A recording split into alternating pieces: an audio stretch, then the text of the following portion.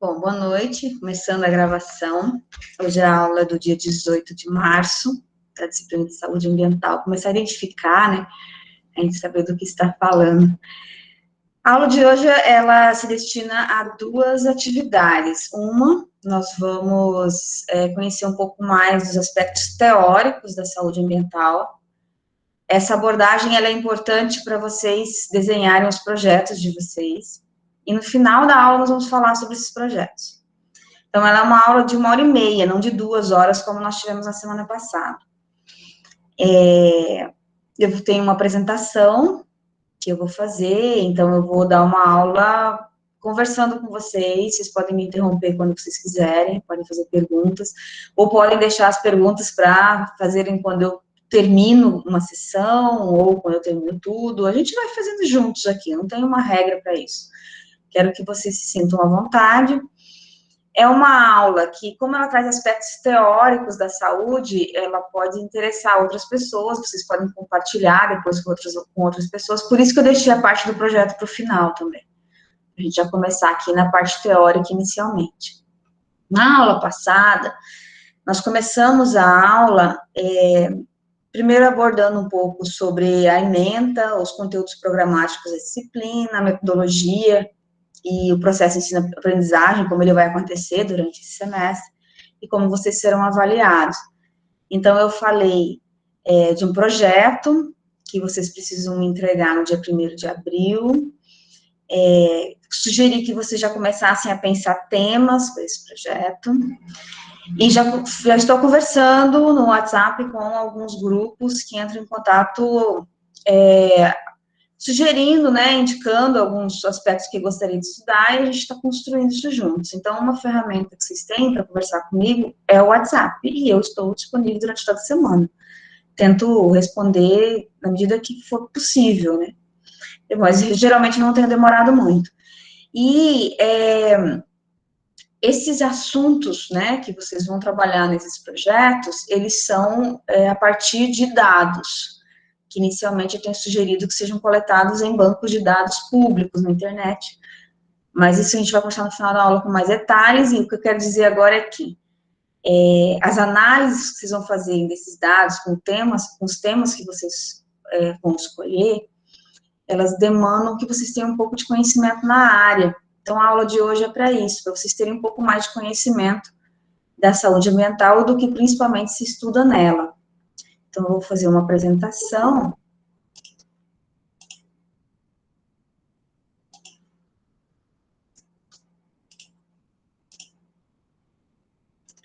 Eu espero que hoje eu consiga apresentar. Estão vendo a tela? Sim. Agora, observe se eu consigo. Está passando o slide? Não. Não tá. Para mim aqui não, Zora. Agora sim passa, né? Sim. Pronto, então vai ser esse o formato que a gente vai ter que usar. Bom, a aula é sobre fatores ambientais que geram riscos à saúde. Queria que vocês parassem um pouco e observassem essa imagem que eu mostro a vocês, e me dissessem rapidamente o que vocês veem.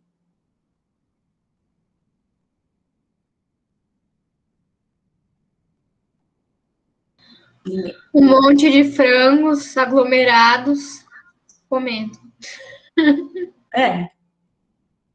É algo normal, naturalizado, ou é algo que impressiona, assusta? Assusta. Assusta? Coitado do bichinho. Nem se mexe, nem espaço tem, e nem tem variedade nenhuma de alimentação. É só isso que ele come desde que, no momento que nasce até o momento que morre, só que tem uma variação durante o ciclo de desenvolvimento dele na composição, mas é o mesmo alimento. Tudo para alimentar os pecadores, judiação. É por isso que eu trouxe essa imagem, para a gente também entender um pouco mais dessa disciplina, olhando com um olhar mais sensível, né, sobre o que a gente está comendo, porque tem muita coisa que nós naturalizamos, como se fosse normal na nossa vida, né? Só uma observação, a Sim. gente pode ver aí que só tem galinhas fêmeas, né? Porque os galinhos, os pintinhos machos, eles são triturados vivos e viram um subproduto aí da indústria. Viram, inclusive, alimentos para eles. Eu estava lendo sobre isso mesmo esses dias, que eles estavam procurando outros meios, porque às vezes as lâminas não são tão afiadas e acabam sacrificando ele ali de forma bem dolorosa, né? Ou um estudo para ver se dentro do ovo, para ver os sexos, enfim, para descartar ele antes de nascer. Tem se falado disso ultimamente, né? Tem saído na mídia alguma coisa sobre isso. Embora não saia muita coisa, porque, em geral, se assume que esse padrão é necessário, né? Esse tipo de produção é necessário para alimentar tantas pessoas no mundo. Só que esse tipo de produção, esse modelo de produção, ele traz uma série de implicações. O que nos choca inicialmente é como o frango está sendo criado, nesse caso, as galinhas, né? Mas também nos choca quando a gente vai preparar a comida. Eu gosto muito de cozinhar, e é um frango, uma galinha, que se você não tiver muito cuidado, ela derrete inteira na panela. Você não serve frango, você serve pedaços de frango. E em algumas situações, você compra a carne e ela vem com um cheiro que nem parece frango, de tão modificado que é. Então, todos esses aspectos, eles repercutem também no nosso organismo, em algumas coisas que são invisíveis à primeira vez. A nossa aula hoje é sobre isso, e eu gostaria de despertar, então, um pouco dessa sensibilidade, para a gente tentar olhar com outros olhos, né? Não ficar sempre naturalizando o que já está posto, como se não tivesse outra opção. Eu vou falar sobre alimentos, vou falar sobre produtos industrializados e vou falar sobre contaminantes ambientais. São 27 slides, e em cada um deles eu vou trazer informações adicionais, além das que estão postas. Eu preparei esse material com muito carinho, desde segunda-feira eu estou trabalhando nele, porque eu atualizei toda a disciplina, ela é diferente do que eu fazia antes, e tudo que consta nesse material foi retirado de artigos científicos, não tem nada de Google Livre ou de qualquer outro material, tudo de artigos científicos que foram avaliados pelos pares e que foram publicados em grandes revistas. Eu não citei nenhum artigo, não usei nenhum artigo que nunca foi citado, por exemplo, para vocês terem uma ideia do rigor que eu tive.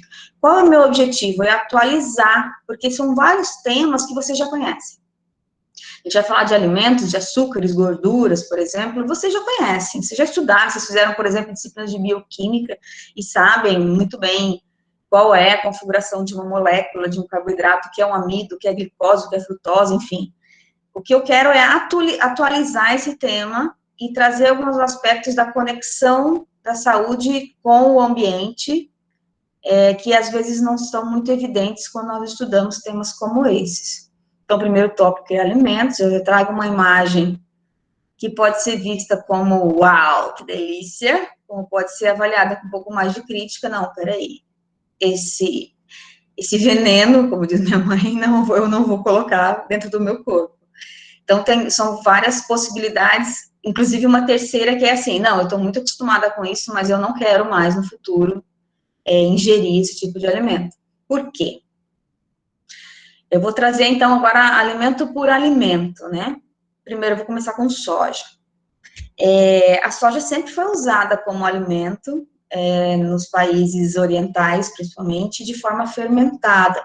Então, tem shoyu, tem vários preparados de soja que são usados, por exemplo, no yakisoba, ou no sushi, sashimi, que já passaram por vários processos de adaptação, né, ou coevolução, o organismo humano e o alimento, de forma que a adaptação foi possível sem que causasse danos ao organismo.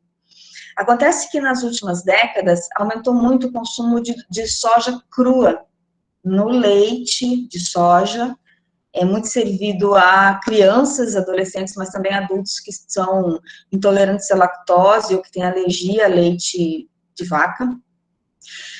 No óleo de soja, nossas famílias todas têm no histórico o momento em que elas pararam de comer banho de porco e passaram a comer óleo de soja. E na substituição da manteiga por margarina, também feita de soja. Inclusive tem uma história em relação à margarina, ela foi criada como um resíduo, né? aquilo que não servia para nada, então foi manipulado para ser usado como alimento. E aumentou muito, nosso consumo de margarina é muito alto, nosso consumo de óleo de soja é muito alto, e esses alimentos crus, eles têm aspectos positivos, como têm aspectos negativos. O importante é que a gente conheça o que eles significam para o nosso organismo. Então, tudo que é positivo, eu sempre coloquei aqui em azul. O que é negativo, eu coloquei as letras em vermelho. Então, os benefícios da soja. A soja, ela tem fitoestrógenos. O que significa isso? São hormônios que imitam o hormônio feminino, o estrógeno, só que com uma ligação na molécula diferente, mas que não inibe o nosso organismo de reconhecer essa molécula da soja como um hormônio. Então, a soja, quando nós ingerimos ela de forma crua, nós estamos ingerindo hormônios femininos. Para mulheres em menopausa, em estágio de menopausa, por exemplo, isso pode ser positivo, porque incluindo a soja ou incluindo uma suplementação, que é algo que está cada vez mais comum, as pessoas estão tomando cada vez mais suplementos, seja suplementos relacionados a algum objetivo vinculado à academia, exercício físico, alguma coisa, ou suplementos que cuidam para inibir o envelhecimento, ou cuidam do corpo como um todo, né? É cada vez mais comum de tomar suplemento. Comida em cápsulas, né?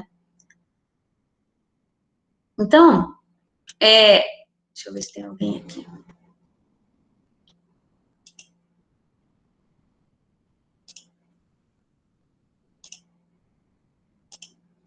Desculpa, gente, é porque entrou uma pessoa e eu me perdi aqui. Tá, voltando. Uma mulher em menopausa, é interessante que ela faça uso de suplementos ou que inclua a soja na alimentação, porque ela pode, com isso, diminuir a incidência de doenças cardiovasculares, reduzir a frequência das ondas de calor, que são bastante comuns na menopausa em função do desequilíbrio hormonal.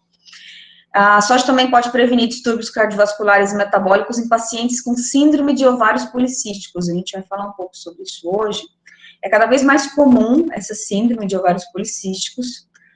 Mulheres em idade fértil, às vezes muito novas, começam a formar cistos nos ovários, que estão relacionados principalmente à alimentação. Nós vamos falar sobre isso um pouco mais lá para frente, atividade física, e esses cistos podem inibir a fertilidade dessa mulher. Ela pode correr o risco de não ter filhos em função disso, e há um número, digamos que há quase uma pandemia de síndrome de ovários policísticos pelo mundo. A ingestão de soja, né, usando ela como alimentação, então isso pode ser melhorado, e também os perfis reprodutivos. Já parou aí? Tô tendo outra aula, mas eu vou.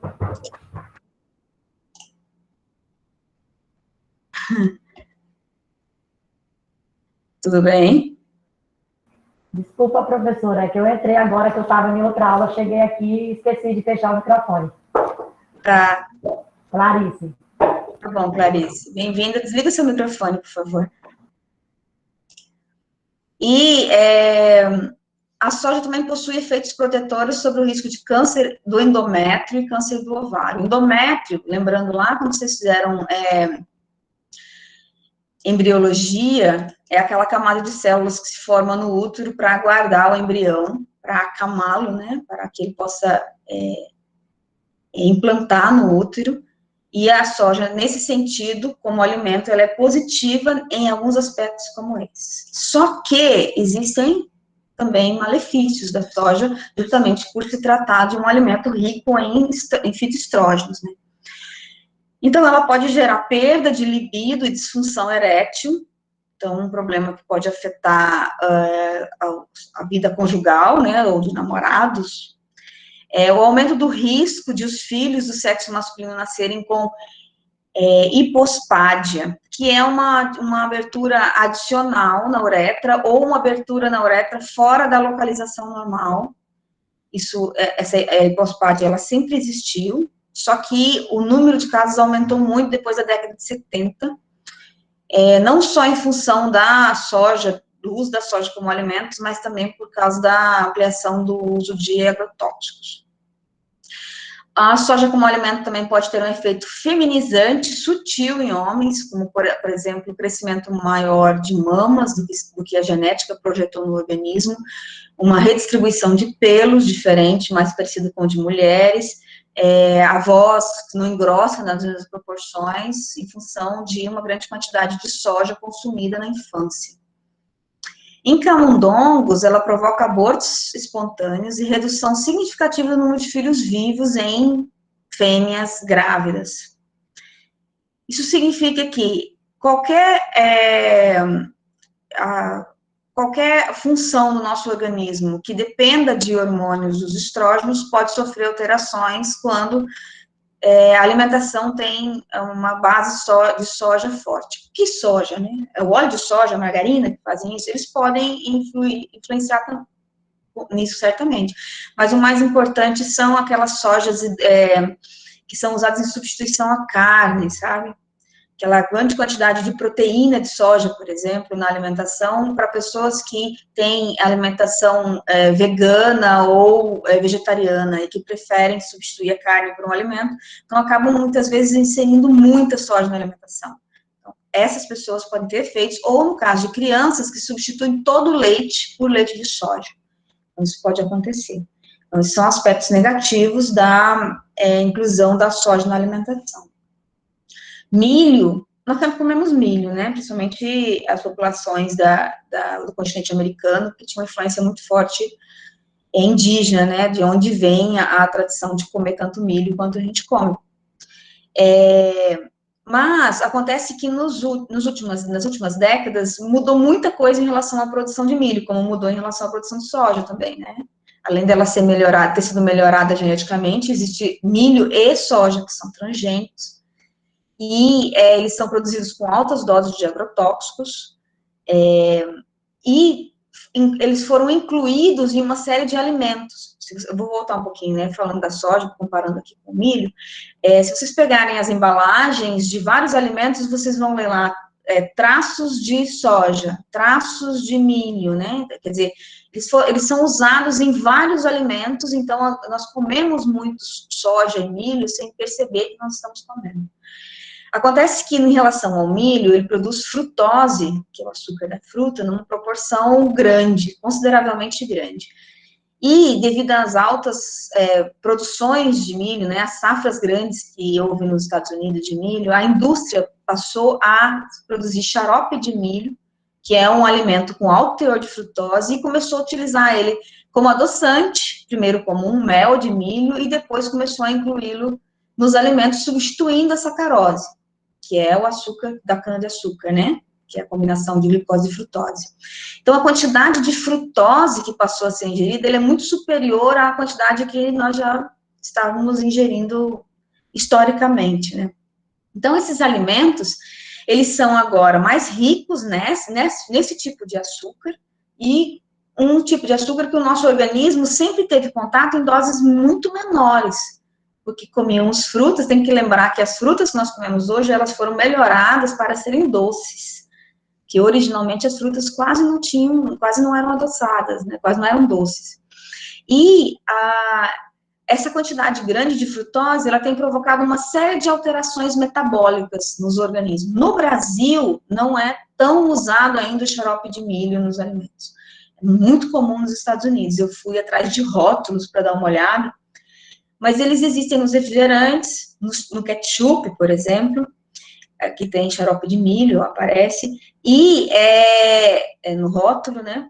E em sucos e alguns outros alimentos nos quais a sacarose foi substituída por xarope de milho. O que acontece quando nós ingerimos esse xarope de milho, que às vezes vem inclusive nos salgadinhos, sem a gente ter consciência do que está ingerindo? Nós estamos colocando no nosso organismo uma substância, né, um alimento que nós não coevoluímos com ele na proporção que nós estamos nos alimentando hoje. Lembra que na aula passada eu falei, será que a nossa evolução genética suporta a nossa evolução cultural? Esses nossos genes aqui, que vieram lá de uma história de caçadores-coletores e depois de agricultores sem esses produtos industrializados consegue suportar toda a carga desses projetos, desses produtos industrializados, né, que era a pergunta ao passado. Então, o xarope de milho, em grandes proporções, incluído nos alimentos, sem que seja percebido muitas vezes por quem está consumindo que eles estão lá, ele aumenta a produção de triglicerídeos, que são as gorduras presentes no sangue, e aumenta a concentração de ácido úrico, que, por consequência, vai ter um aumento de risco de inflamação nos rins, renal, e insuficiência renal crônica. Essa mudança, esse perfil de aumento de triglicerídeos, são as gorduras, né, totais, o colesterol do sangue, está relacionado a várias doenças que nós conhecemos no período atual, que, mais uma vez eu lembro, elas não são novas, elas existiram, sempre existiram, só que as proporções que elas se desenvolvem no organismo humano, na atualidade, elas são desconhecidas, nunca se viu nada nos níveis que se conhece hoje. E vocês provavelmente devem conhecer pessoas que têm problema com ácido úrico, com alta concentração do ácido úrico. Ele está relacionado também à ingestão de frutose em excesso. Não só a ela, eu vou falar de ácido úrico mais de uma vez hoje durante a aula. Um outro problema que está sendo muito frequente entre as pessoas nos dias de hoje se chama esteatose hepática, que é o acúmulo de gordura no fígado. Vocês também já devem ter ouvido falar muito. Essa esteatose hepática, ela é causada porque há um excesso de açúcares no organismo. E esses açúcares, à medida que nós vamos ingerindo uma quantidade grande de glicose, o nosso organismo, quando o pâncreas recebe essa mensagem, né, da quantidade grande de glicose, ele passa a produzir mais insulina. Então, vai aumentando. Nós estamos ingerindo açúcares em proporções exageradas, cada vez mais exageradas. E muitos desses açúcares sem consciência de que estamos ingerindo, que eles estão nos alimentos, escondidos lá dentro dos alimentos. Então, mais açúcar no organismo, mais insulina o pâncreas produz, só que a insulina, ela em altas concentrações, ela é tóxica aos órgãos. Acontece que daí os órgãos começam a fechar a entrada de insulina e perde-se a regulação da glicose no organismo e essa glicose passa a se acumular nos órgãos. Então, a primeira coisa que acontece é essa adipose visceral. As pessoas estão cada vez mais com mais gordura na cintura e na barriga. Então, são dois tipos de gordura, né? Duas formas de engordar, que estão relacionadas aos carboidratos. Então, pessoas que têm uma barriga que é uma concentração de glicose em excesso nessa região, em virtude dessa grande quantidade de açúcar, eu vou explicar um pouco mais para frente, eu estou tentando resumir aqui, correm vários outros problemas, risco de desenvolverem outros problemas de saúde em função dessa grande quantidade de açúcar. O xarope de milho é um dos responsáveis por isso. E outra coisa que existe é que existe uma relação temporal entre a epidemia de obesidade nos Estados Unidos e a inserção de xarope de milho. Não é o que acontece no Brasil ainda, mas há uma tendência da gente imitar tudo o que acontece lá e chegar a esse ponto de os alimentos quase todos incorporarem xarope de milho. Daqui a pouco eu falo de novo dos açúcares e eu vou entrar nesse aspecto explicando melhor o que é essa resistência à insulina e a síndrome metabólica, que era o que eu estava explicando de forma rasa para vocês ali atrás. Então, alimentos ultraprocessados. Eu coloquei a imagem aqui de bolachas, ou biscoitos, pão, que é algo que é muito natural na nossa alimentação, e de salgadinhos e sanduíche, enfim. Nós, cada vez mais, incluímos esses alimentos na nossa alimentação, no consumo diário. O pão é algo que é meio histórico, mas que não fez parte da cultura brasileira até a década de 30 do século passado, quando os Estados Unidos começaram a enviar farinha para cá, e a população brasileira como um todo adotou o hábito de comer pão. Até então era só a região sul e sudeste que comia pão, no nordeste se comia outros tipos de alimentos, no norte também, no café da manhã. Mas hoje está disseminado, o trigo é consumido em todas as regiões do país. Por que os alimentos são chamados de ultraprocessados? Porque eles não são naturais, eles foram processados em níveis diferentes. Ou seja, eles são alimentos industrializados. A história deles, quem ouviu aquele podcast que eu enviei o link para vocês, conta um pouco de como esses alimentos surgiram, né, na guerra, para alimentar soldados, e que depois eles se disseminaram. Hoje, quando a gente entra nos supermercados, se a gente não naturalizar o olhar, o que a gente vê é um cenário de guerra, né, alimento que pode ser usado no espaço, né, que pode ser levado para o espaço, tanto que ele é preparado para durar, e tanto que ele já é preparado para você não precisar nem ter um fogão em casa, né. Muitos você pode comer sem cozinhar. Então, esses alimentos ultraprocessados, eles carregam em si alguns dos segredos também que eram usados pelas nossas famílias, inclusive lá atrás, quando eles não tinham geladeira. Então, grande quantidade de sal para conservar o alimento, ou grande quantidade de açúcar para conservar o alimento, né? Ou de gordura, como muitas vezes, quando matavam um porco, por exemplo, guardavam a carne, fritava e guardava a carne na lata de banha. Esses conhecimentos foram acumulados, a indústria se aproveitou deles e produziu, então, alimentos que são ultraprocessados e que nós, concordo com aquele podcast, com várias outras coisas que eu já ouvi, que nós não deveríamos nem chamar de comida. Porque eles contêm uma grande quantidade de gordura total, gordura saturada, e eles têm açúcar e sal. E, diferente dos alimentos de origem natural, eles têm menor densidade de fibras e vitaminas. Ou seja, o que você come é um aglomerado de gordura e sal, ou gordura e açúcar. E essa quantidade de gordura, mais uma vez, nosso organismo não está acostumado, não se habituou a ela. Então, ele precisa agora se dar conta desse turbilhão de excessos que ele recebe. E quando ele não dá conta, começa a desenvolver, então, uma série de doenças que podem ser, por exemplo, os distúrbios cardiometabólicos, que são as dificuldades de absorção desses alimentos.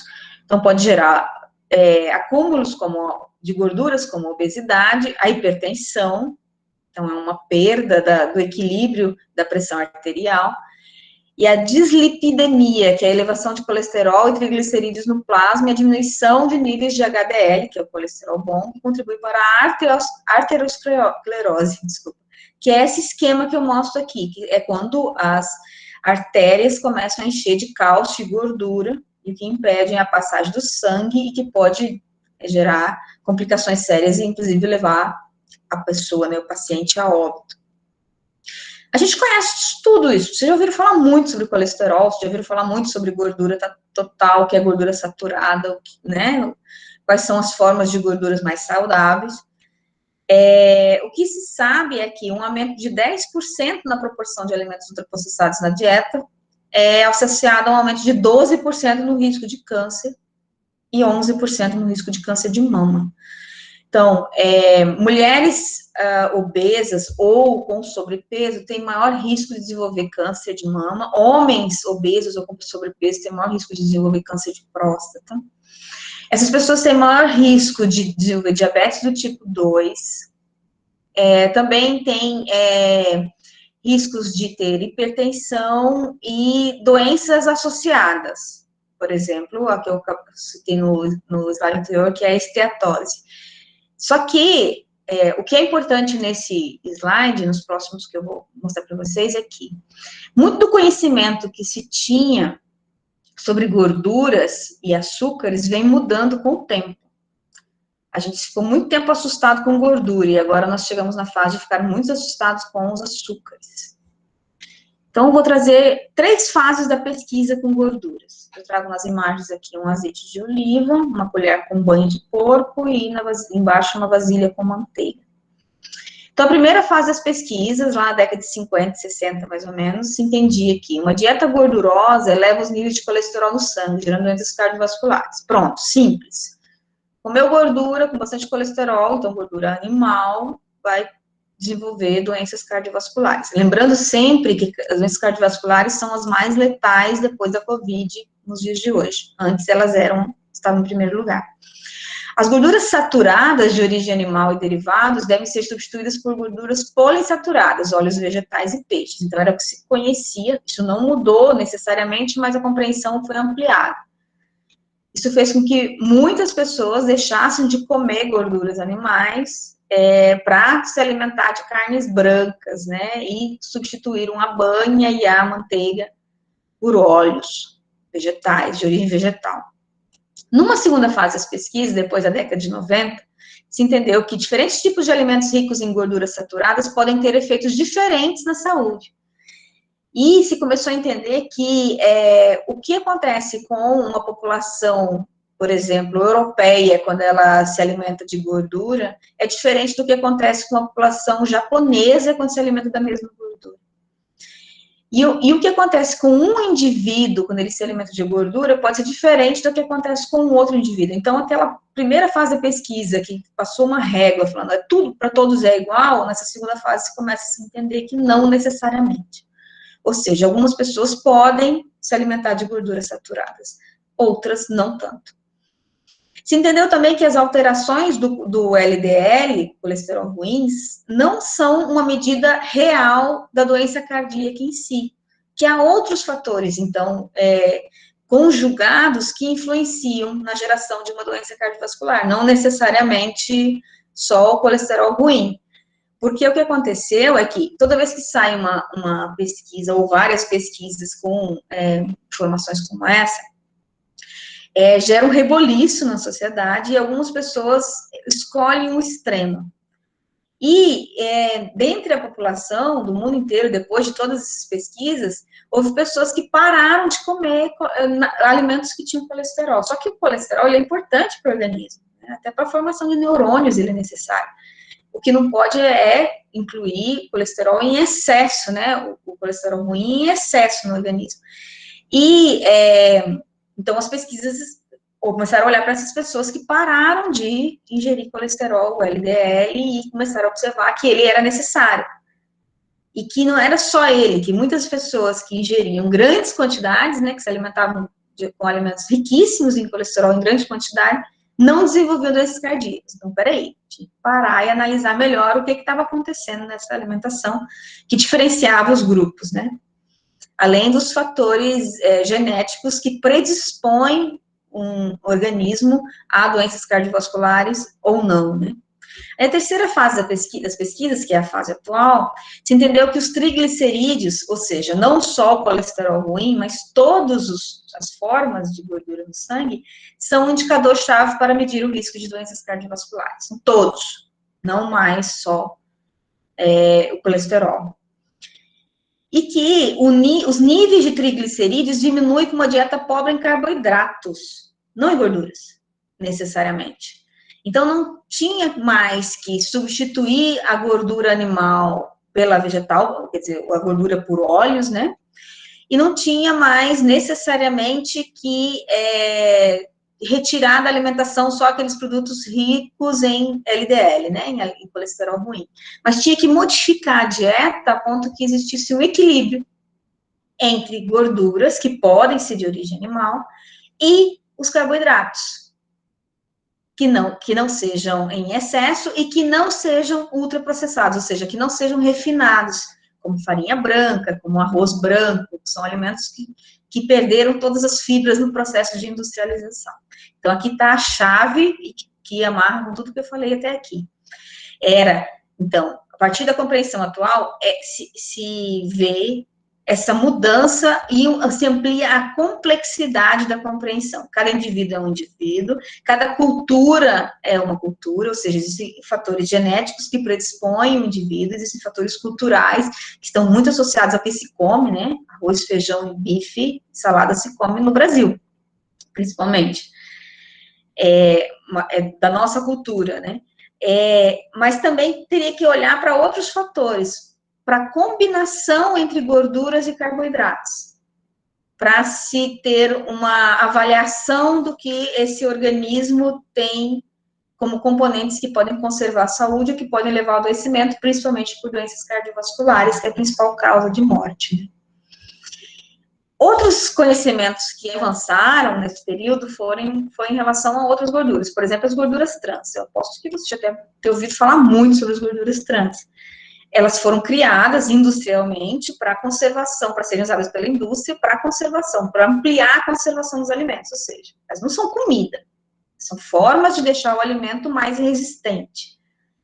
ter uma durabilidade maior. E eles são muito comuns em doces, em salgados fritos, né? Salgados em geral, salgadinhos de pacote de supermercado. E sofreram nos últimos anos uma pressão muito grande para serem eliminados, mas ainda existem em alguns alimentos. Então, esse rótulo aqui dá para ver, por exemplo, gorduras trans, 0,3 gramas. Essa gordura trans, ela é muito usada em gordura vegetal hidrogenada, que são essas coberturas de bolo, que substituem, né, aquele merengue, a clara de ovo, né, que era usado para fazer a cobertura de bolo, e em alimentos como recheio de bolachas e sorvetes. Essa gordura trans, elas são encontradas em alimentos provenientes de animais ruminantes, até 6%, ou seja, ela existe na natureza. Então, ela pode ser encontrada em outros formatos que não industrial, mas só assim 6%. Nos alimentos industriais, até 60% do conteúdo da gordura. Eu estou falando de um artigo que é de 2017. Mesmo com toda a pressão para diminuir a quantidade de gorduras trans nos alimentos, eles ainda são 60% do total de gordura de certos tipos de alimento. Então, essa gordura trans, ela aumenta o risco de doença arterial coroniana, ou seja, ela aumenta o risco de uma doença cardiovascular, né, de uma morte por um problema cardíaco. Qual é a sugestão, né? Enquanto a gordura trans não é totalmente eliminada dos alimentos, é não ingerir esse tipo de alimento ou diminuir o máximo possível. Eu sei que são deliciosos, mas eles não são saudáveis, né? E ampliam o risco de adoecimento. Geralmente, esse adoecimento, em termos epidemiológicos, ele começa a atingir homens e mulheres a partir dos 35 anos. Antigamente era mais tarde, mas está ficando cada vez mais cedo. Não significa que um jovem não possa desenvolver uma doença cardiovascular. Pode, mas a frequência é menor, né? Outros tipos de gordura são as gorduras, as ômegas, né? Cada vez mais comum, cada vez mais conhecidos e cada vez mais estudados. Uma coisa importante aqui, um parênteses, que liga essa aula à aula passada. Toda vez que se descobre algo novo em relação ao organismo, do que deve ser suplementado, né, de qual suplemento deve ser tomado para a gente ter mais saúde, a indústria vem em cima desse conhecimento com olhos grandes para tentar produzir o mais rápido possível suplementos e, inclusive, influenciar pesquisas, que a gente não pode pensar que a ciência é neutra e que ela só descobre exatamente aquilo que ela às cegas descobre, né? Nos Estados Unidos, por exemplo, cerca de 70% das pesquisas é financiado pela própria indústria. E muitas vezes os pesquisadores são guiados por essa indústria para responder aos objetivos delas. Então, muitos resultados de pesquisa saem de acordo com o pedido. E é nesse ponto que está aquele conflito entre gordura e açúcar, né? Entre gorduras e carboidratos. As pesquisas sobre gorduras começaram muito cedo, nas décadas de 70 já se conhecia os efeitos da gordura no sangue e suas consequências em termos cardiovasculares, e o açúcar ficou na gaveta, né, os carboidratos ficaram na gaveta, quase não foram estudados. Se descobriu, há umas 2 décadas, que os carboidratos não foram estudados porque houve um pagamento, né, houve uma pressão financeira das indústrias, né, do complexo industrial, para que essas pesquisas não fossem realizadas. Então, muito do que a gente conhece também em termos de saúde, não podemos ser ingênuos, tem que ter crítica aqui. Por exemplo, vou fazer mais um parênteses, muitos dos alimentos que nós consumimos que são da Amazônia, ou que são do Cerrado, ou seja, que são do centro-oeste, do norte do país, nós não conhecemos, alguns dos princípios deles. Alguns dos componentes deles. Nós estamos ingerindo alimentos que podem ser riquíssimos, por exemplo, em vitamina C, e em outros fatores, como o ômega, por exemplo, ômega 3, sem que a gente saiba. Não significa que eles não têm esses componentes, é porque o que se estuda mais, com maior frequência, são os alimentos mais comuns, né? Os alimentos regionais, os que são consumidos em menor proporção, eles são menos estudados, mas há avanços. Algumas coisas começam a avançar. Ômega 3 e ômega 6 se tornaram as figurinhas chaves da indústria, então eles passaram a ser muito estudados recentemente. O nosso organismo precisa dos dois, e a maior parte do ômega 3 e do ômega 6 que nós necessitamos vem da alimentação, nosso organismo não produz. Então, nós precisamos inserir essas gorduras, né, ômega 3 e ômega 6 na nossa alimentação, principalmente o ômega 3. Embora haja vários conflitos na ciência, alguns negando o que outros afirmam. São as controvérsias científicas, né? Então, o ômega 3, ele é encontrado principalmente nas plantas. Então, nos vegetais verdes, nas folhas, mas também em nozes, amêndoas e sementes, e em peixes gordurosos. Uma das coisas que eu fiz, quando eu adaptei esse conteúdo aqui, foi trazer exemplos que são mais próximos do nosso dia a dia. Não vou encher esse aqui de salmão, atum, embora eu cite algumas vezes, mas eu não vou citar aqui alimentos que não fazem parte da nossa cultura, e muito menos fazem parte da nossa rotina, né? Muitos deles a gente nem tem acesso, ou porque não existe no supermercado, ou porque são caríssimos. E nós preferimos investir em outro alimento, porque vai vir uma quantidade muito maior, né? E por necessidade também, né? Não é assim. Não estamos, assim, escolhendo alimentos que nós queremos comer. Então, quando a nossa alimentação tem grande quantidade de plantas, de folhas, alface, couve, brócolis, almeirão, folhas em geral, cebolinha, salsa, coentro, enfim, nós estamos ingerindo boas doses de ômega 3.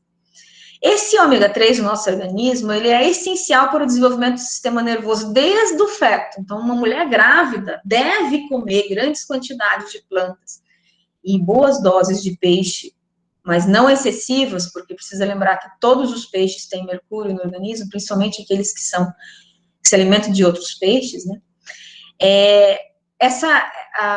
Mas é importante ter na alimentação grande quantidade de nozes, amêndoas e sementes, que pode incluir, por exemplo, a castanha do Brasil, né, castanha do Pará, que é importante para o organismo, sem doses excessivas, porque ele é rico em selênio, e o selênio pode ser tóxico para o nosso organismo.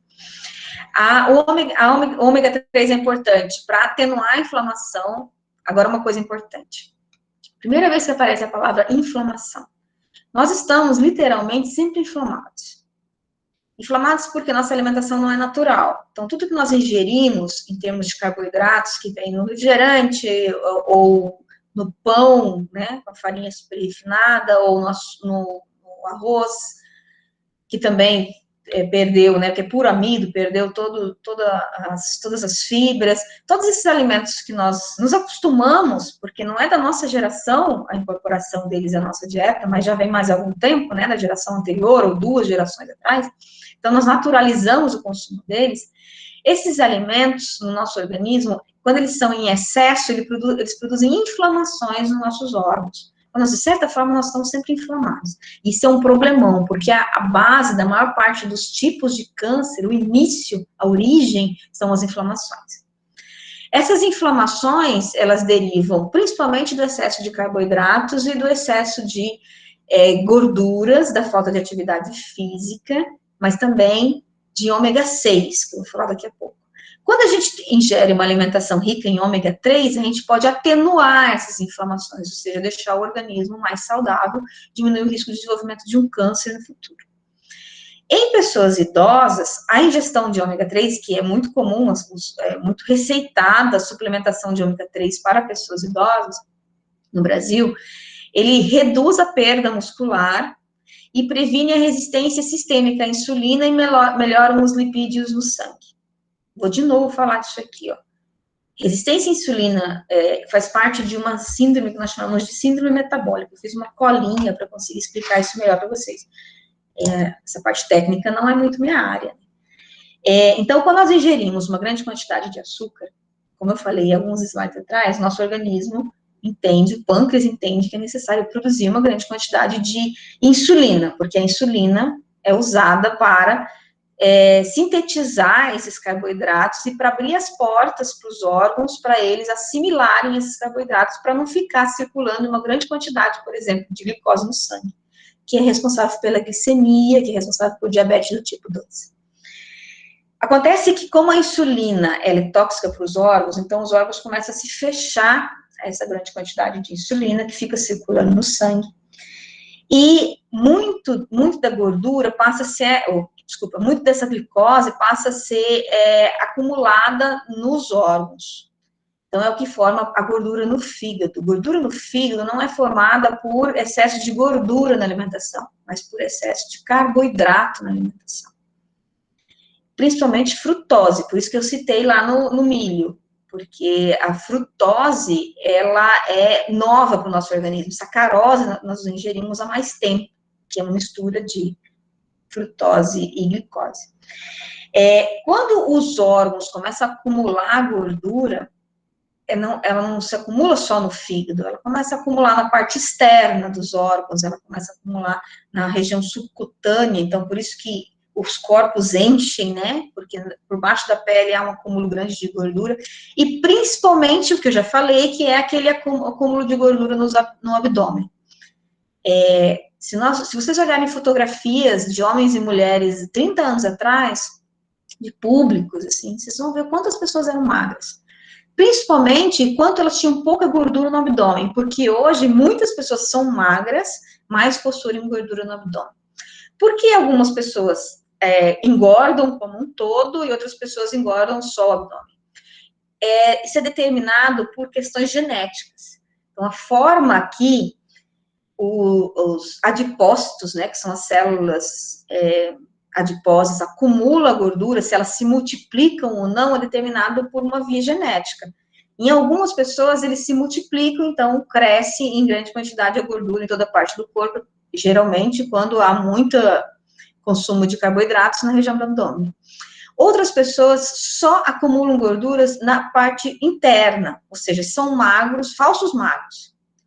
Essas pessoas também podem ter resistência sistêmica à insulina. E essa resistência sistêmica à insulina, que é a causa da produção de gorduras, mas que por detrás dela está o excesso de carboidratos na alimentação, ela determina uma série de doenças. Então, ela está associada, por exemplo, aos ovários, à síndrome dos ovários policísticos, cada vez mais comum. Ela está associada a cânceres de tecidos moles. Então, câncer de mama, câncer de próstata, câncer de... esqueci o termo, mas eu vou lembrar daqui a pouco. Então, diferentes tipos de cânceres, que são cada vez mais comuns, de útero, inclusive, podem estar associados a excesso de carboidrato, que gera resistência sistêmica à insulina, que gera gordura nos órgãos. E está associada lá na ponta às mortes por doenças cardiovasculares. Então, se vocês observarem, não é que os alimentos gordurosos deixaram de ser os vilões, é que agora eles encontraram companheiros, e companheiros fortes, companheiros de peso, que são os carboidratos. Muito da inflamação dos organismos e dos danos que existem nos organismos, que geram doenças crônicas e podem levar à morte, estão associados a essa grande quantidade de carboidratos que existe na nossa alimentação. Todos os tipos de açúcares, sejam eles amido, ou glicose, ou frutose. A ômega 3 ajuda isso, diminui isso, melhora, inclusive, os lipídios no sangue, pode diminuir, pode regular a quantidade de lipídios no sangue, controlando lá no final a pressão arterial, reduzindo o risco de uma morte por um problema cardiovascular, ou vascular, um AVC, ou alguma coisa assim. Esse ômega 3 também são associados a nível mais baixo de inflamação, dor em condições de artrite reumatoide, que é muito comum entre idosos, doença inflamatória intestinal, cólicas menstruais e neuropatia, que são dores nas extremidades do corpo. Então, ingerir uma boa dose de ômega 3, que é obtido principalmente nas folhas e nos peixes, pode melhorar as dores. Então, pessoas que reclamam, por exemplo, de fibromialgia, de dores, de cólicas em geral, principalmente as mulheres que sofrem muito com cólicas menstruais, não é que eles vão cortar, de agora em diante vou me alimentar só de ômega 3 e não vou mais ter esse problema. Não, você não vai eliminar a causa do problema, você vai reduzir os sintomas, que são as dores, por exemplo. Então, não vai curar a artrite. Lembra que ela nem tem cura. O que vai acontecer é que as dores não serão sentidas nas mesmas proporções. É claro que tem que sempre lembrar que isso varia de organismo para organismo e de alimentação para alimentação. Alguns organismos demandam mais algum tipo de alimento, outros demandam menos. Ao contrário, o ômega 6, que também é importante para o nosso organismo, quando em excesso, ele produz a inflamação. Ele produz dor crônica, e além disso, ele produz prejuízo cognitivo, ou seja, dificuldade de aprendizagem e sofrimento psicológico. Então, pode estar associado a várias doenças psicológicas e pode estar associado a perda de memória, por exemplo, esquecimento de curto prazo e coisas assim. O ômega 6, em quantidades proporcionais no nosso organismo, ele produz aquele cansaço, aquela pessoa que está se arrastando, que não está conseguindo ir, avançar. Isso também acontece quando a pessoa tem resistência sistêmica à insulina. Não é porque ela quer, a pessoa com sobrepeso, a pessoa obesa, não é porque ela não quer ir à academia. Talvez ela pode até não querer, mas enfim, ela tem uma dificuldade maior de ter esse ímpeto de ir fazer as coisas, porque o corpo está cansado por causa de quanto ele precisa trabalhar para dar conta dessa alta carga de carboidratos. Nesse caso do ômega 6, da alta carga de ômega 6. Então, ele está associado também à depressão e à inflamação dos corpos de adultos mais velhos. Acontece que a gente sempre ingeriu ômega 3 e ômega 6. Faz parte da nossa história como Homo sapiens, mas as proporções eram diferentes. Então, o que acontece hoje é que há um desequilíbrio entre ômega 3 e ômega 6 no nosso organismo.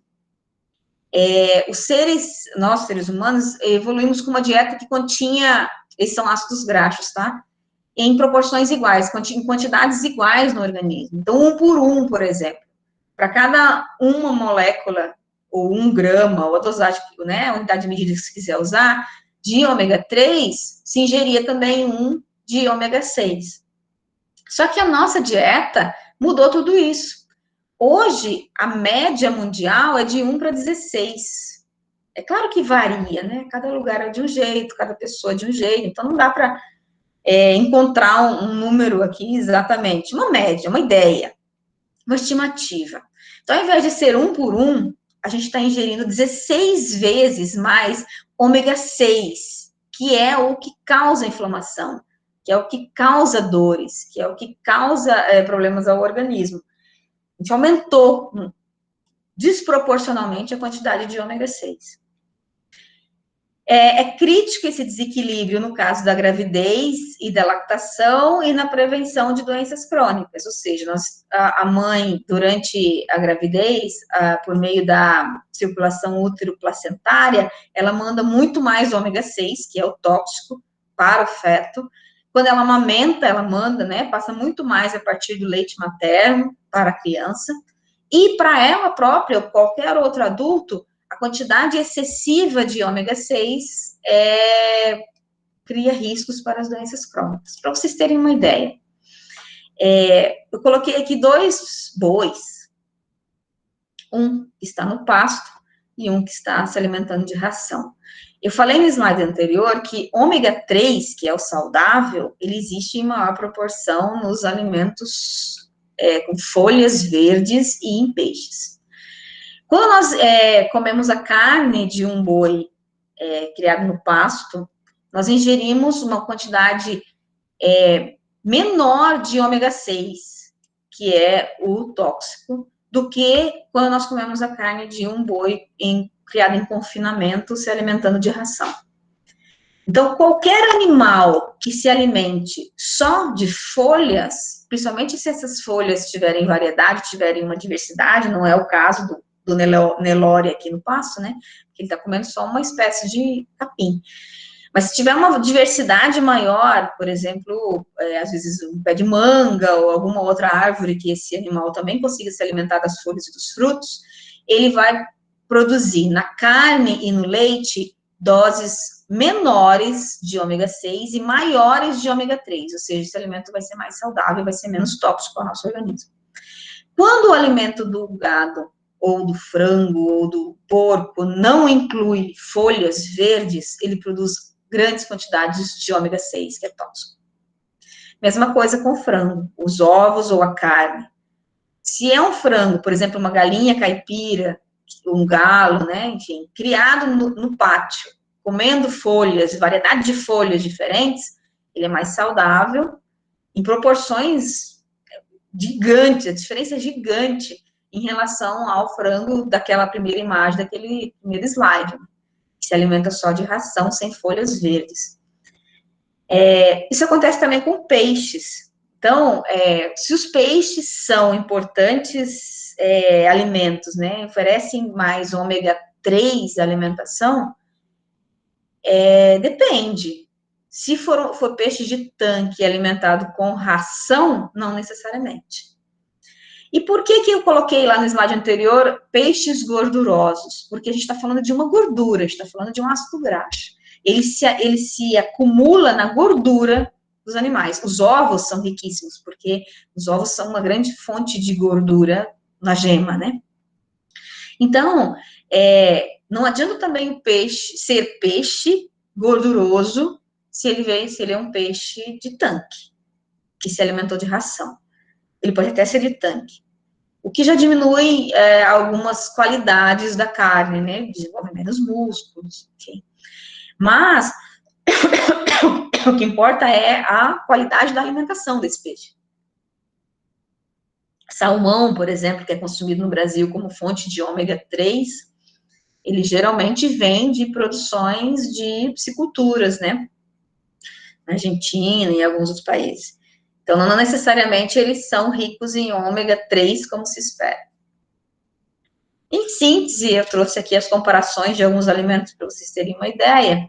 Por exemplo, o brócolis. Para cada 7 miligramas de ômega 3, ele tem 1 miligrama de ômega 6, ou seja, ele é um alimento excelente como fonte de ômega, né? Então, o brócolis, a gente pode concluir, ele é um alimento que ajuda a diminuir as inflamações, diminuir as dores, ele provoca mais saúde, desde que ele não venha totalmente envenenado. Então, a sugestão é sempre plantar em casa, né? Brócolis não é tão difícil de produzir, já produzi muito brócolis. Manga, um alimento que está de graça, de preferência que não venha do supermercado, porque aquele lá vem com veneno. Então, uma manga da rua, né? Dá pra, alta floresta, na época de manga, antes da pandemia, eu saía de bicicleta coletar manga nos lugares onde as árvores estavam nas ruas, e eu enchia o freezer e eu tinha manga o ano inteiro. Então, elas são saudáveis, essa manga da rua, ela é orgânica, né, ela não foi pulverizada, e aí para cada 3 miligramas de ômega 3, ela tem 1 de ômega 6, ou seja, ela é extremamente saudável.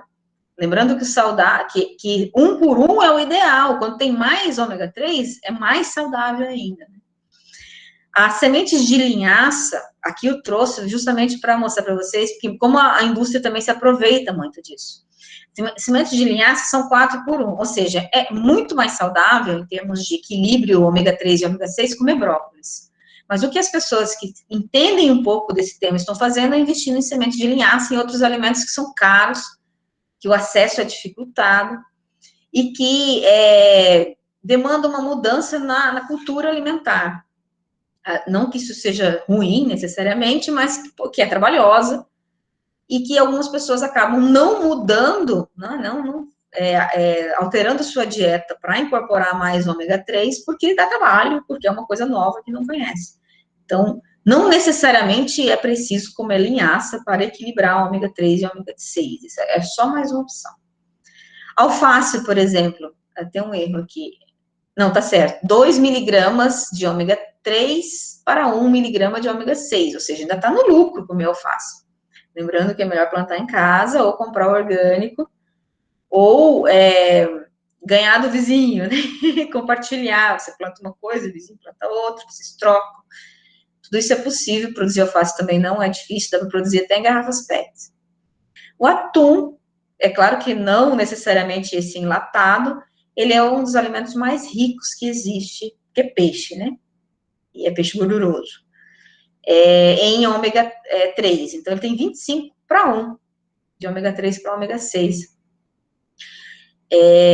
Só que tem um problema em relação a esses peixes, por causa das altas concentrações de mercúrio. Eu sempre uso um exemplo, eu morei na França durante um ano, e lá tinha uns comerciais na TV que me chamavam muita atenção, um deles era coma 7 cores, no seu prato. Tenha sempre 7 cores no seu prato. Então, coma vegetais, frutas, o que for, né? Legumes, sementes, enfim, no seu prato. Tente deixar ele colorido. Então, a TV falava muito isso durante o dia.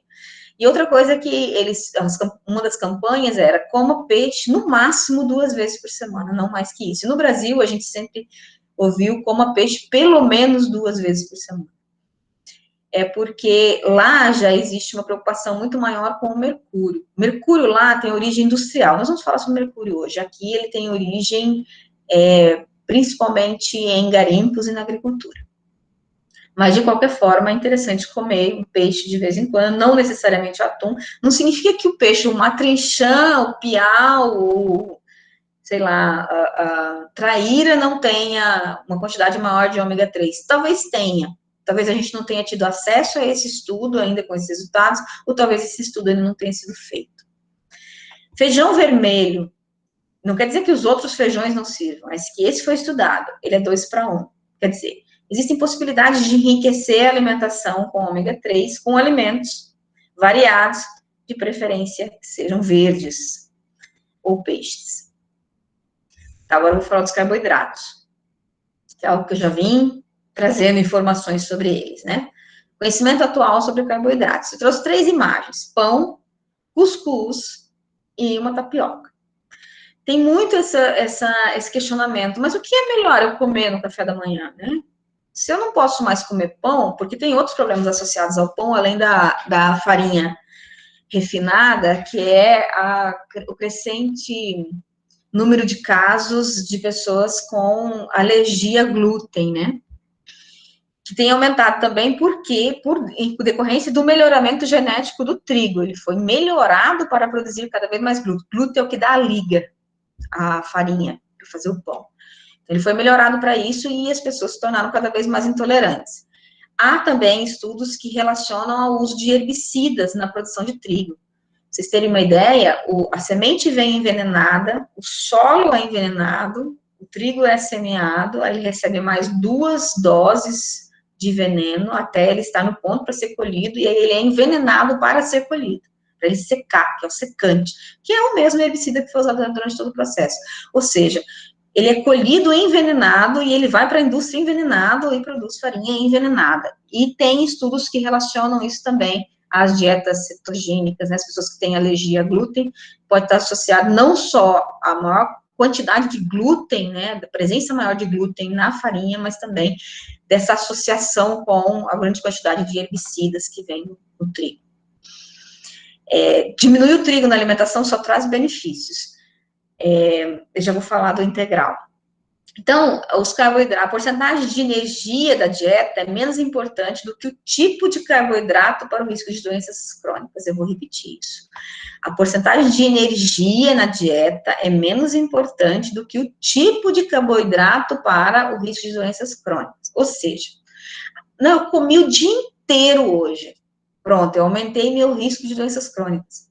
Depende do que você comeu. Nem todos os carboidratos executam a mesma função dentro do organismo, ou seja, geram os mesmos problemas dentro do organismo. Então, a diferença, para simplificar, é a aceleração da digestão, ou seja, velocidade da digestão. Então, carboidratos de digestão acelerada aumentam a glicose, a insulina e o colesterol no sangue. Então, como consequência, eles aumentam o risco de diabetes tipo 2, doença cardíaca coronária, acidente vascular cerebral, que é o AVC, doença cardiovascular e vários tipos de câncer.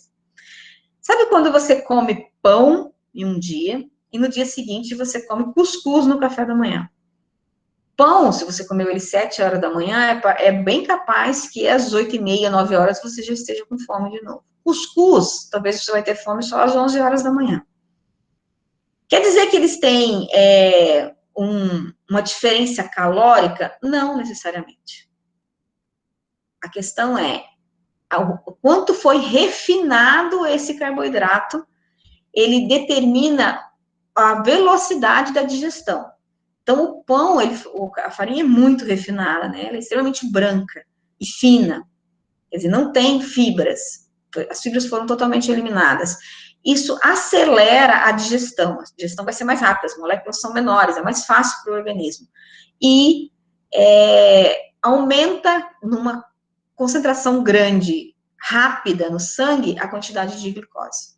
Alimentos que não foram tão refinados, como as farinhas integrais, e também a farinha de milho, embora ela seja bastante refinada, eles demoram mais, ou a tapioca, né, a goma, o polvilho, como tem uma diferença regional no nome que é usado, mas enfim, eles desaceleram, a digestão é mais lenta, que dá aquela sensação de saciedade por mais tempo. Então, os alimentos que nos mantêm saciados por mais tempo, eles são mais saudáveis. Mesmo que eles tenham a mesma carga de energia que aqueles alimentos que logo nos fazem ter fome novamente. Quando nós comemos bolo, quando nós comemos doces em geral, a gente tem fome. Logo em seguida, a gente já quer comer mais coisas, né? E outros alimentos não. Eles são mais lentos na digestão, demoram mais para liberar a glicose no sangue, portanto, eles são mais saudáveis. O que as fibras dos alimentos fazem, então, de positivo para o organismo, é retardar a digestão, a velocidade da digestão. Então, quando nós comemos, por exemplo, farinha integral, lembrando que quando você compra um pão integral, você está com aquele pão não tem quase nada de farinha integral. Ele praticamente só tem farinha branca e uma pequena dose de farinha integral. Para comer um pão com farinha integral, é necessário fazer um pão em casa com bastante farinha integral. E também, quando você vai comprar a farinha integral, tem que ver o quanto ela é de integral, que às vezes ela é quase uma farinha branca. Então, tanto que foi refinada. Quando nós preparamos, por exemplo, um alimento em casa, pão, bolo, e colocamos cereais não tão refinados, como gergelim, como linhaça, como chia, e vários outros que podem ser acrescentados, nós estamos diminuindo, retardando a velocidade da digestão, ou seja, menos glicose no sangue de uma vez, menor risco de desenvolver uma doença crônica. Pão, batata e arroz, eles têm digestão acelerada, ou seja, risco aumentado para doenças crônicas. Por quê? Batata. Mas batata é um alimento in natura, digamos assim, mas ela não tem fibras suficientes. E a dose, a concentração de amido é muito alta. Arroz, as fibras foram retiradas.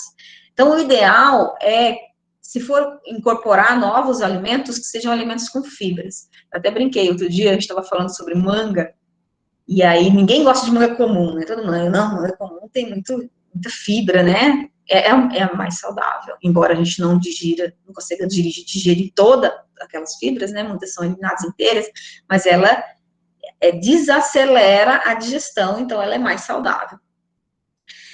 Frutas inteiras ricas em açúcar, a digestão é retardada e o risco é reduzido.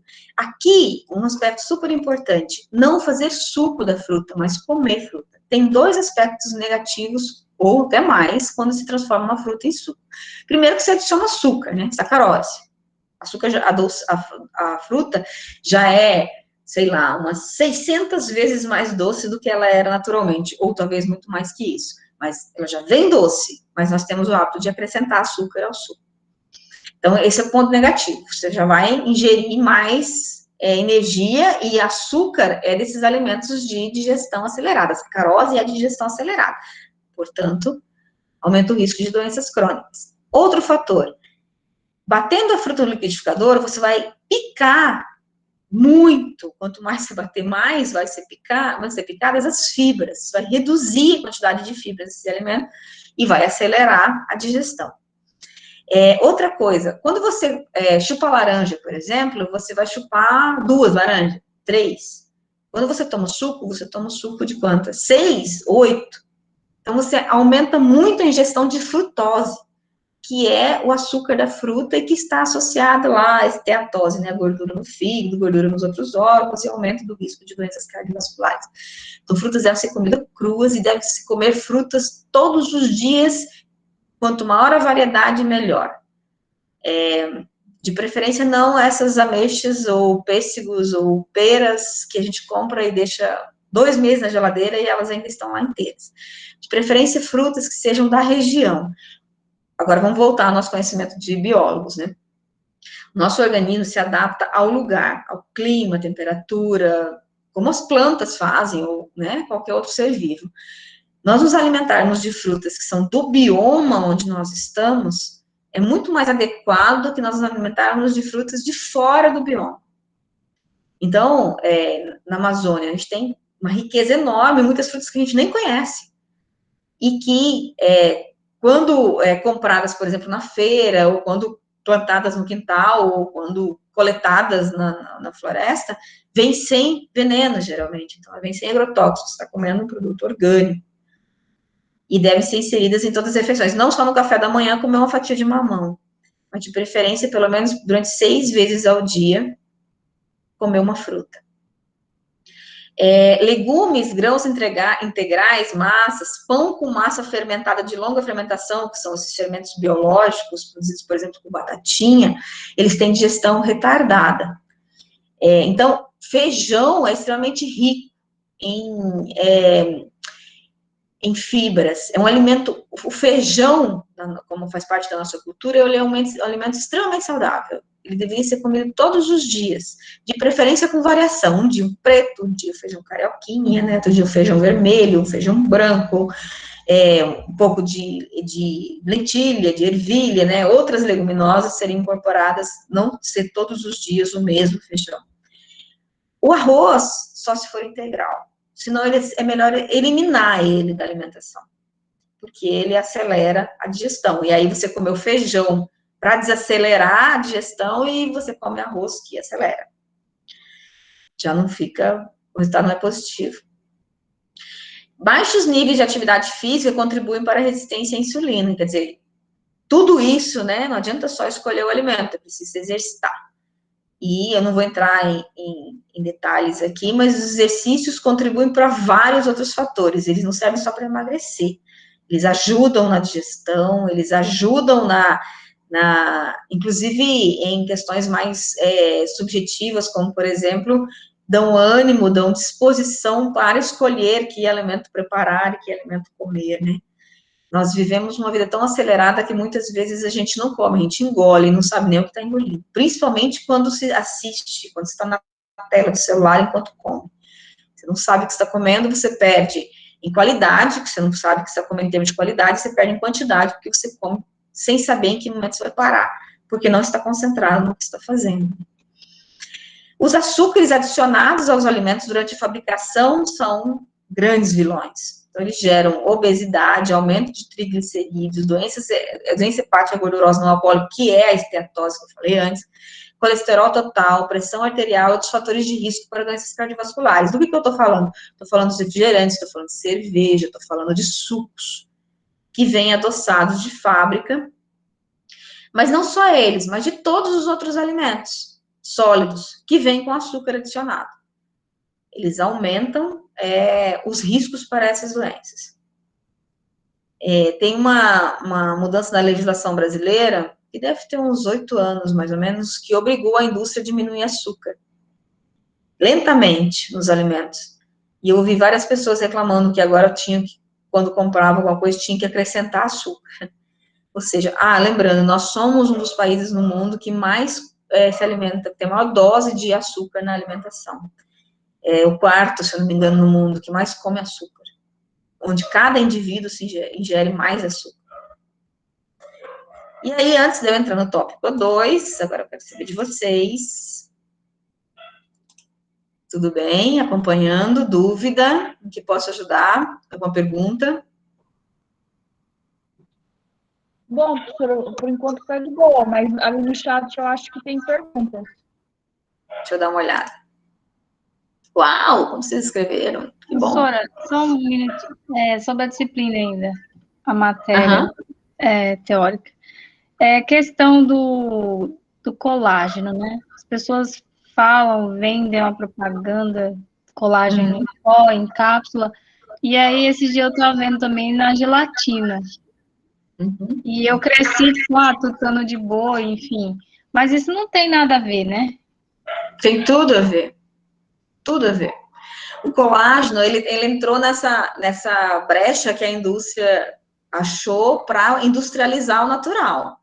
Então, o colágeno, à medida que nós vamos envelhecendo, nós vamos perdendo colágeno, a pele fica mais flácida, e as pessoas têm usado a suplementação de colágeno para se manter jovens.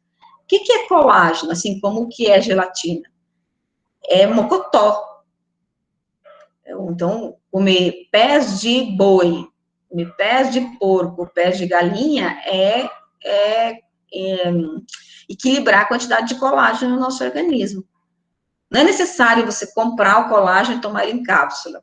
O que é importante é planejar a alimentação para, de vez em quando, fazer um caldo de mocotó, tomando cuidado para preparar em um dia, colocar na geladeira, tirar o excesso de gordura no dia seguinte, e aí sim preparar o alimento. Mesma coisa, hoje em dia tem no supermercado as bandejinhas com os pés de frango, dá para fazer um caldo de pés de frango. Eu gosto muito. E também os pés de porco, que dá para fazer, por exemplo, na feijoada, mas todos esses alimentos tomando cuidado para, primeiro, tirar o excesso de gordura, porque eles são muito gordurosos. E eles suplementam, eles são suficientes para a quantidade de colágeno que o organismo precisa, desde que eles sejam incorporados, vez ou outra, à alimentação. Então, porque eu acho que uma cápsula não vai suprir tudo que a gente precisa. Isso. Né, que vai ali reduzir, como que diz? Vai intercalando com a alimentação, né? Tipo, como se fosse uma vitamina mesmo, sei lá. Sim. Não necessariamente vai produzir algum resultado, porque o ideal seria fazer um exame laboratorial para saber qual é a dosagem no organismo e quanto esse organismo precisa. Então, muitas vezes, isso serve para as pessoas se sentirem mais seguras, porque estão, né, ou porque é uma moda, ou porque acreditam naquilo, mas vitamina D em cápsula, que o sol dá conta de suprir o que a gente precisa, colágeno, que você usa como exemplo, e alguns outros, eles servem mais para a indústria, eles não servem muito para a gente, não faz muita diferença na nossa vida, como a vitamina C da cápsula efervescente lá da farmácia, não faz muita diferença para o nosso organismo, a dose é muito baixa, uma fruta substitui aquilo e sobra, então é mais interesse de indústria do que interesse mesmo. Vai tudo na urina, né? O excesso é eliminado na urina, mas muitas vezes, Alana, a concentração é tão baixa que nem nosso organismo. Lembrando que quando eu estou apresentando lá, eu não vejo o chat, tá?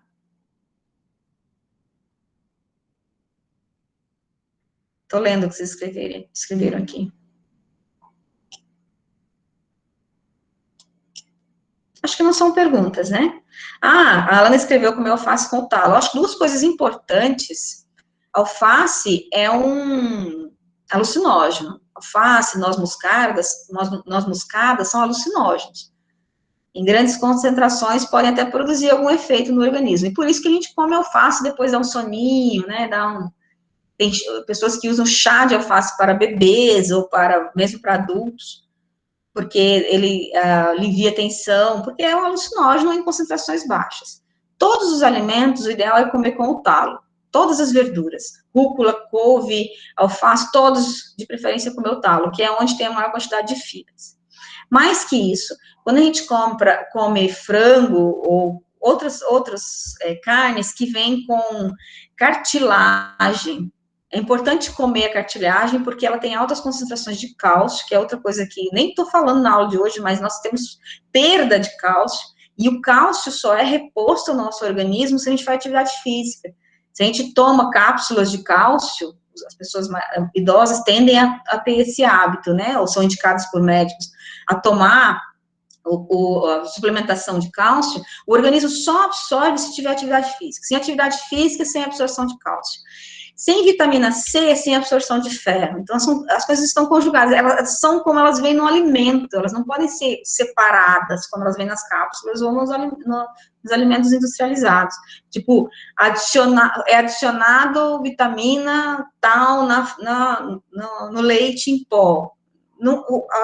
Se esse leite não for consumido com uma fruta, essa vitamina muitas vezes se perde. Nosso organismo evoluiu com alimentos complexos, não com alimentos simples. Alimentos simples, muitas vezes, o que há de componentes nele é perdido, na urina, como a Alana falou.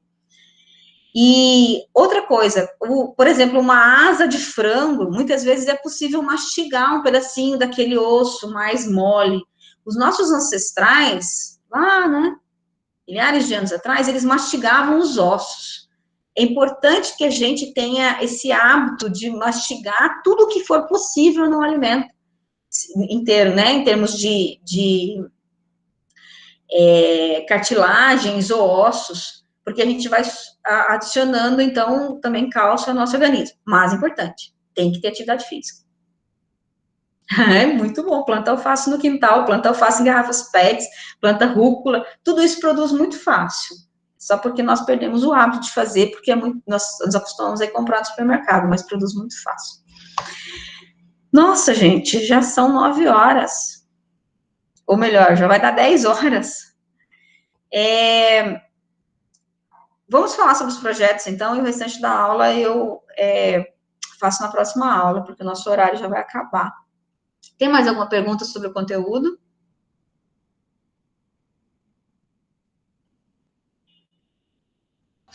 Eu tenho, mas, tipo, não é muito sobre o conteúdo.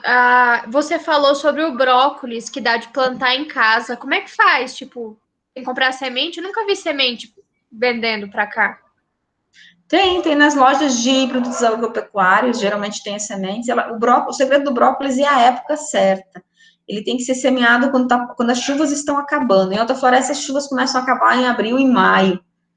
Mas é muito simples, pode ser semeado num vaso de flores e receber alguma adubação, né? Pode ser um esterco, tomando muito cuidado para não usar esterco que foi de gado que está em pastagem que foi pulverizada com herbicida, porque senão o esterco vai acabar com a qualidade da terra, né?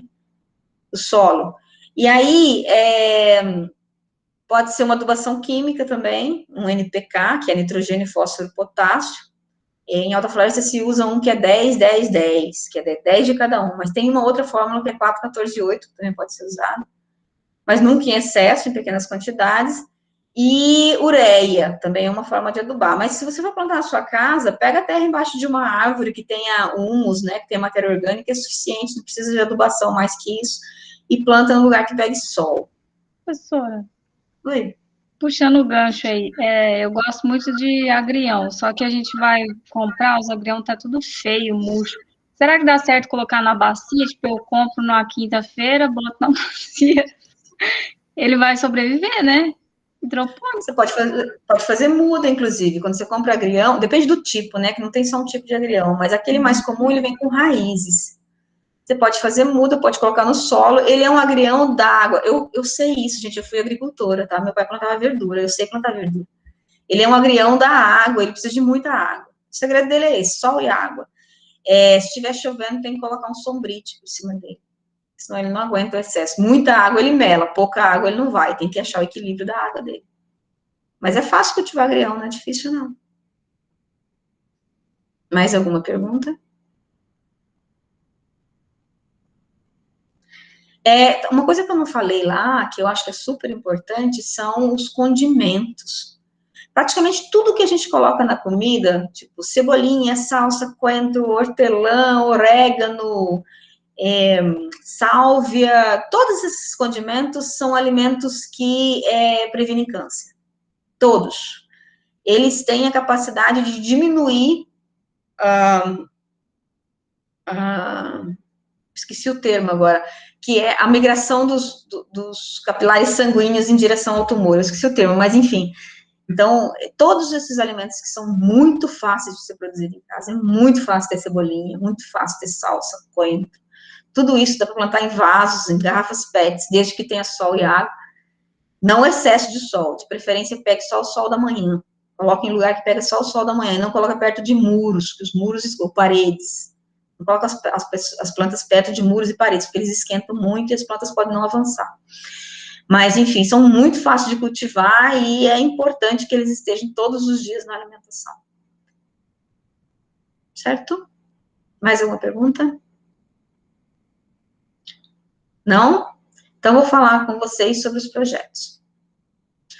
As sugestões que eu recebi de títulos e aí até de metodologias, porque algumas vieram com sugestões de local onde seriam coletados os dados, exceto uma ou duas, as outras, eu senti que falta uma melhor compreensão do que vocês vão fazer.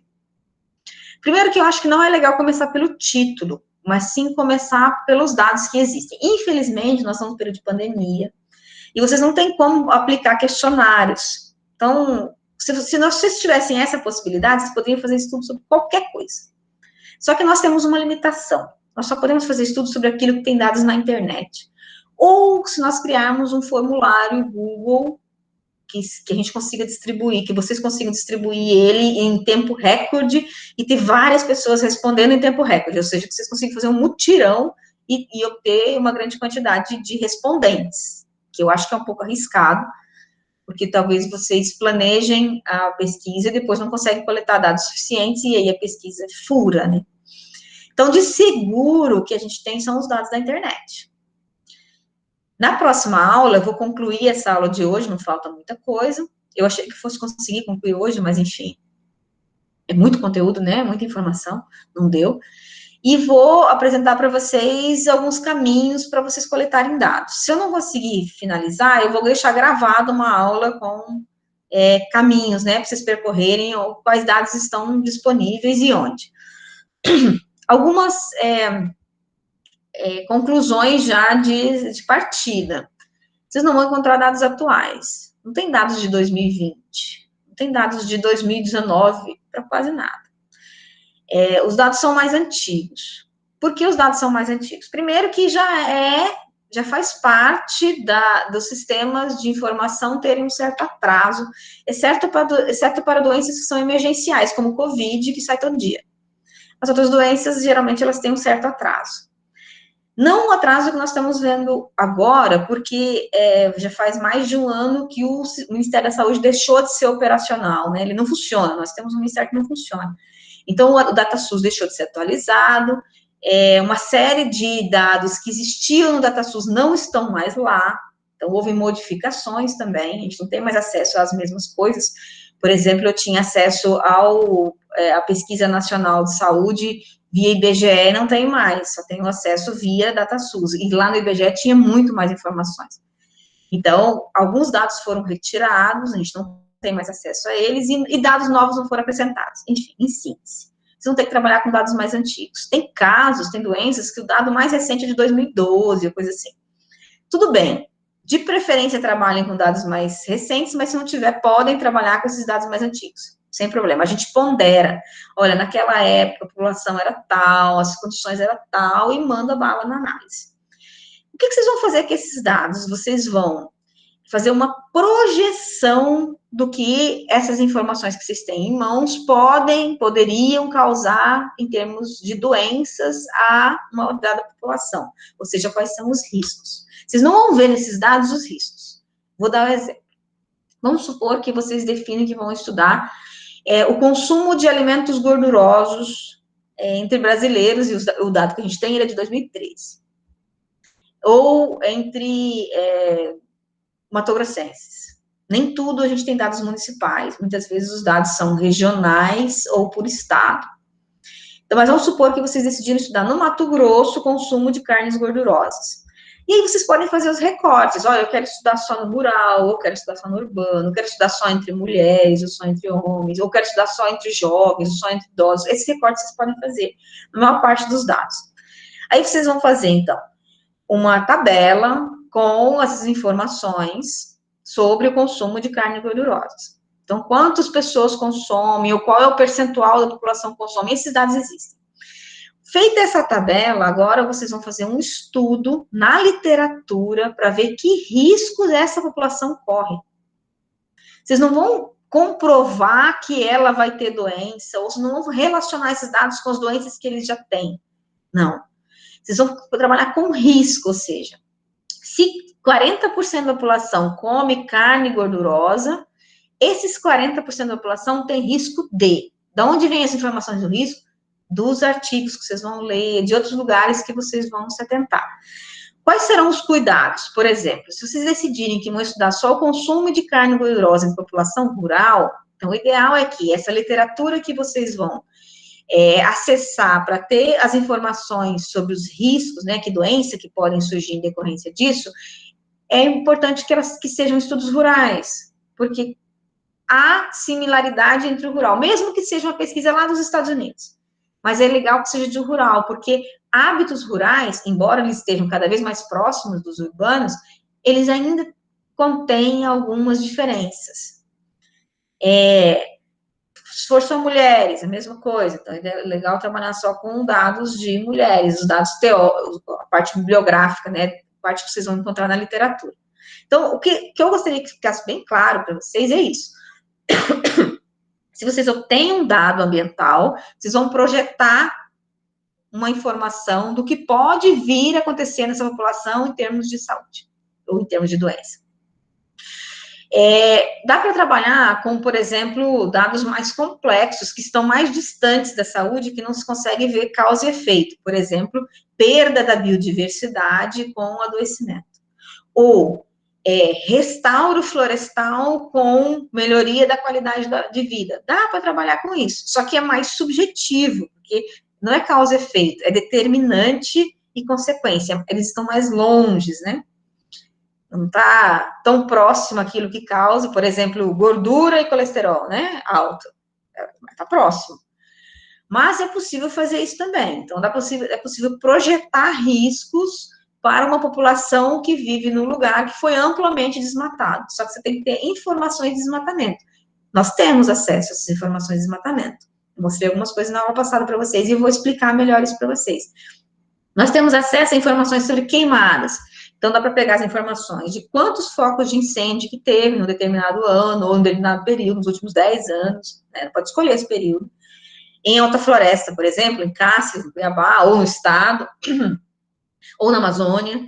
E aí, pegou esses dados, agora, com base nesses dados, faz um estudo para ver que risco que essa população corre vivendo num ambiente com tantas queimadas assim. Então, isso eu queria que ficasse bem claro para vocês. Dá para fazer estudo relacionado à alimentação, dá para fazer estudos relacionados à atividade física, dá para fazer estudos relacionados ao meio ambiente, em termos de contaminação, degradação ou manutenção, conservação da biodiversidade. Dá para fazer estudos relacionados a mudanças de hábitos alimentares, por exemplo, populações que pararam de comer peixe. A aula que eu não concluí, eu ia falar de mercúrio.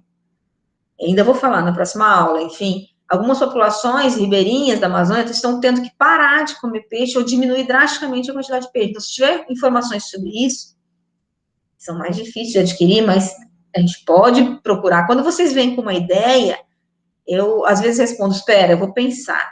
E aí eu faço sugestões. Eu espero, eu vou procurar uma fonte de dados. Aí eu vou atrás. Ou, às vezes, eu deixo aberto para vocês procurarem. Também é uma possibilidade. Mas, enfim, o que vocês precisam pensar agora é que dados ambientais vocês vão ter. Pronto. Depois, vocês vão pensar em discutir os riscos. E aí a abordagem é teórica, né? A saúde da população que está exposta à problemática ambiental que vocês levantaram com dados. Então, não escolham os projetos de vocês com base em títulos e em temas, embora vocês tenham tido acesso a tudo isso, porque nós estamos em um período com muitas limitações. Escolham os trabalhos de vocês com base na disponibilidade de dados nesse momento. Infelizmente, vai ter que ser assim. Tá bom? Tem alguma dúvida?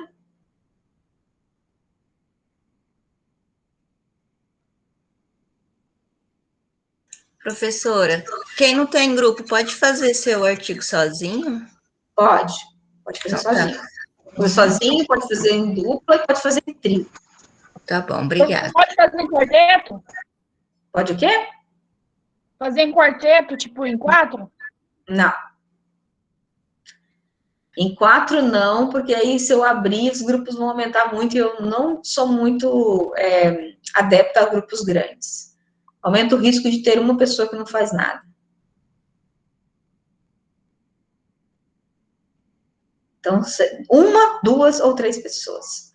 De preferência, pessoas que vocês conhecem e gostam de trabalhar.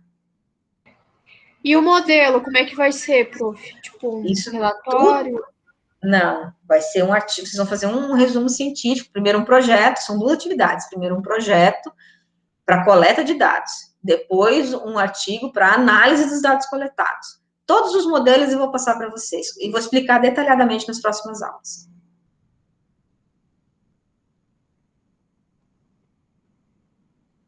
Mais alguma dúvida?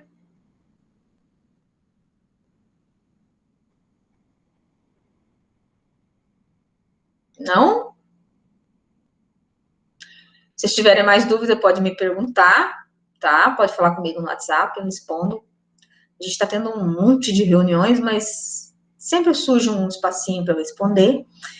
E se vocês quiserem falar comigo também, tranquilo, a gente pode conversar por áudio, algumas coisas assim. Enfim, estou à disposição e a gente vai construir juntos. Lembrando de uma coisa, nós vamos construir a ideia juntos, vocês falam comigo e eu vou construindo com vocês. O projeto, vocês não vão entregar a versão final sem que eu corrija várias vezes e o projeto fique bom. A hora que eu falar assim, ó, vai ter uma data para isso, né? Mas vocês têm que começar uma semana antes. Vocês me enviam a primeira versão, eu respondo, vocês corrigem, vocês me enviam de novo, eu respondo, vocês corrigem, me enviam de novo, até que eu falo, pronto, pode submeter. Que aí, quando vocês submetem no SIGA, quer dizer, ficou bom. Mesma coisa é o resumo. Então, nós vamos construindo, é uma metodologia construtivista. Vocês não constroem as coisas sozinhos, nós construímos as coisas juntos. Então, no resumo científico é a mesma coisa. Nós vamos conversando, vocês começam uma semana antes, me enviam a primeira versão, eu corrijo, devolvo, às vezes 4, 5 vezes, às vezes uma só, depende do trabalho do grupo, de quanto o grupo se dedicou. E aí, até que eu falo, olha, preciso submeter. O que aconteceu nos semestres anteriores, que nós trabalhamos com metodologias assim?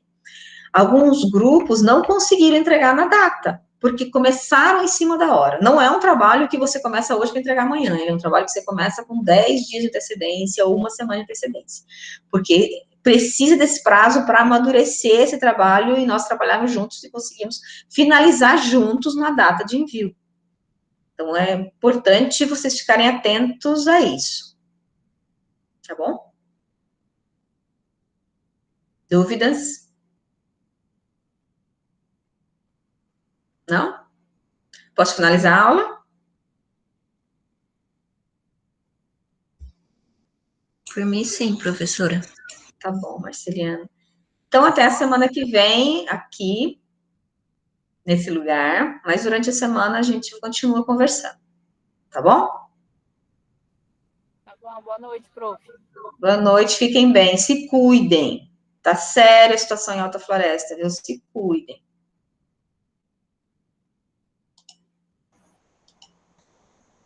Boa noite, professora. Boa noite.